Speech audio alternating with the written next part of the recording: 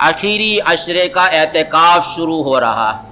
اعتکاف نبی کریم صلی اللہ علیہ وسلم کی عظیم سنت ہے، اور اللہ کے رسول صلی اللہ علیہ وسلم سے زیادہ مصروف آدمی دنیا میں کوئی نہیں ہو سکتا، اور جتنی ذمہ داریاں اللہ کے رسول صلی اللہ علیہ وسلم کے کاندھے پر تھی، اتنی ذمہ داریاں دنیا میں کسی شخص کے کاندھے پر نہیں ہو سکتی، لیکن اس کے باوجود بھی اللہ کے رسول صلی اللہ علیہ وسلم نے ہمیشہ آخری عشرے کے اعتکاف کا اہتمام فرمایا ہے۔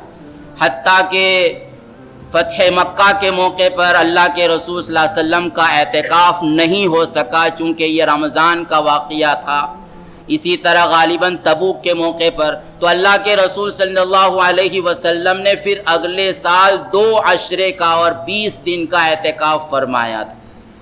تو اس سے اللہ کے رسول صلی اللہ علیہ وسلم کی اس عظیم سنت کا اور اعتکاف کی اہمیت کا پتہ چلتا ہے۔ تو اس لیے ہمیں خاص طور پر وہ لوگ کہ جن کے لیے کوئی کافی مصروفیات نہیں ہیں اور کوئی عذر نہیں ہے، اور خاص طور پر ہمارے جماعت کے ساتھیوں کو اعتکاف کرنے کا اہتمام کرنا چاہیے۔ ظاہر ہے کہ ہماری تمام تر محنتیں اسی لیے ہیں تاکہ اللہ کے رسول صلی اللہ علیہ وسلم کی سنتیں زیادہ سے زیادہ زندہ ہوں۔